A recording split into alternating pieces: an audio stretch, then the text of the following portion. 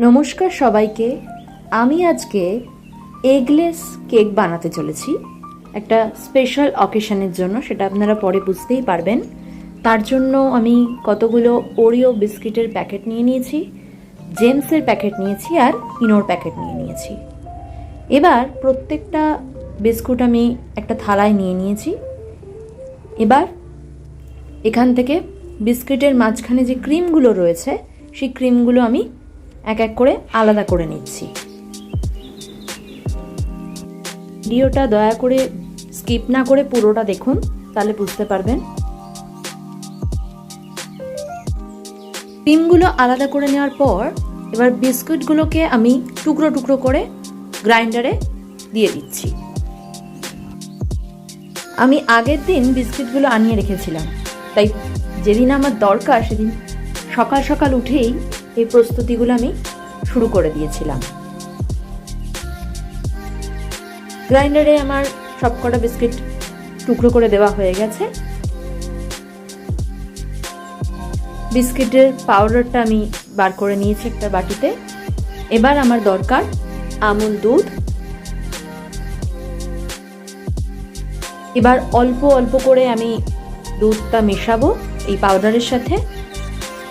একবারে বেশি দেব না, তাতে পরিমাপটা অসুবিধা হতে পারে।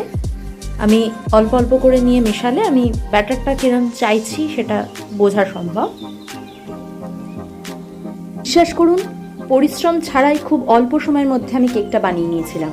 আপনাদের হাতে অল্প সময় থাকলে আপনারাও এই কেকটা বানিয়ে ফেলুন, কেউ ধরতে পারবে না বাড়িতে বানানো। এটা নরমও হয়েছিল। আমি কেকের জন্য যেরকম ব্যাটার চাইছি সেটা রেডি, আপনারা দেখেই বুঝতে পারছেন। পাশে যে বাটিটা রয়েছে অ্যালুমিনিয়ামের, সেটাতে আমি ভাপে বসাবো, তাই সেখানে আমি অয়েল ব্রাশ করে নেব। এদিকে আমি গ্যাসে বড় ডেচকি নিয়ে নিয়েছি এবং বালিটাকে কিছুক্ষণ হাই ফ্লেমে গরম হতে দিয়েছি।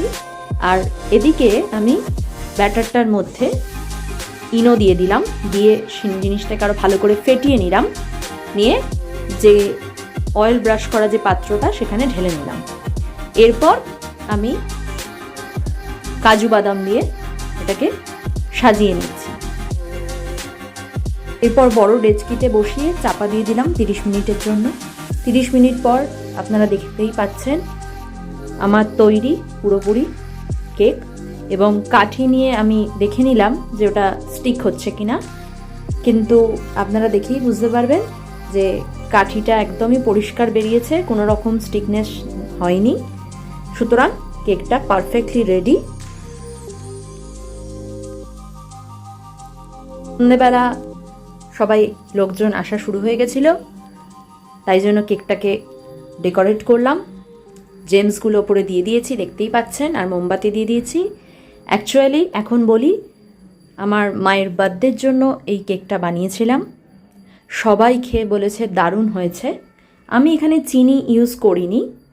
আপনারা চিনি খেতে চাইলে আপনারা এখানে চিনির পাউডার ইউজ করতেই পারেন এবং বানিয়ে দেখুন কেমন হয়েছে জানাবেন।